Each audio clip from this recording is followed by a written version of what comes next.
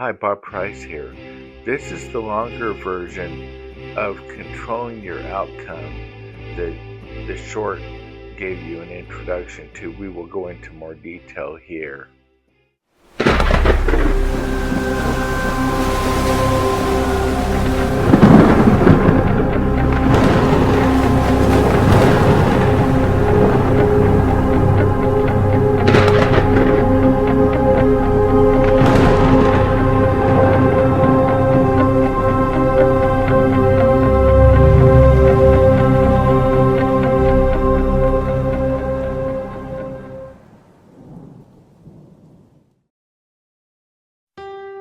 So this story starts off where all stories start, where you have good intentions, you want to make your girlfriend happy, and that's where we start at. So she's got a birthday coming up, and you need to get her some kind of a present.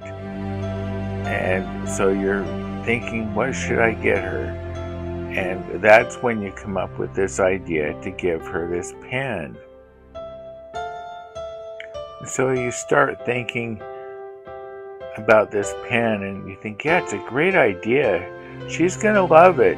She likes to write in her journal every day, and this will be just something that she'll just love. I don't know why I didn't think of it sooner. And you start thinking, you start expanding on that, and you start thinking, yeah, it's just like a magazine. I could see her on the cover of a magazine and have her with her pen in her hand. She just would love it, and she's going to tell all her friends about it, and not only that, but I'll be in a great position with her. She won't.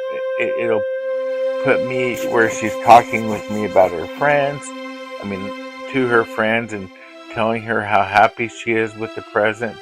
So you just start creating all these expectations of what you think is going to happen, and that's where the problem starts.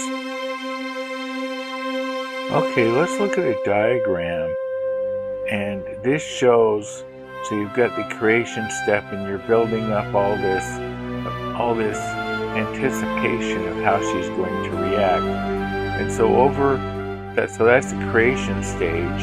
That's what you can control. And then over on the give stage, once you've given it to her, that's what you can't control, because you don't know, is she going to like the gift?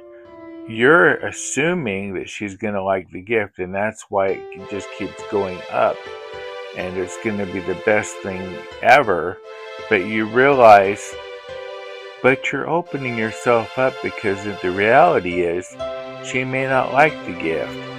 So this whole thing is based on her liking the gift, and you're putting everything on her, that she's going to have to like the gift, and that's going to make you happy. That's where the problem is. So in our example here, for this situation, she doesn't like the gift when you give it to her. She doesn't like the way the pen writes. It writes too heavy, too thick. She wants a pen that will write finer. She doesn't like the color of it. She doesn't like the way it feels in her hand. So she's just not happy with the gift in general. And she's talking to you about maybe she can exchange it for something else. And you know, whenever they say that, that's a bad sign. That's the risk of thinking that everything's going to be perfect. She's going to love the gift. So we're going to look now at another possibility and how this could have been prevented. Okay, so now we're going to look. That was the original chart on the left, where he thought she would be happy, and see how it goes all up. But what really happened is she wasn't happy with it. So what this whole idea of this video is about is, look on the right. Notice how the arc ends on the creation side, and he will be happy no matter what happens because he's not expecting her to react one way or another. It's up to her. So he's not putting it on her. And as far as being happy about the whole gift giving process, he's taking it within himself, and just the very act of giving her the gift is where he gets his reward and his happiness, not in how she reacts. Well, that's it. I hope you found this video helpful.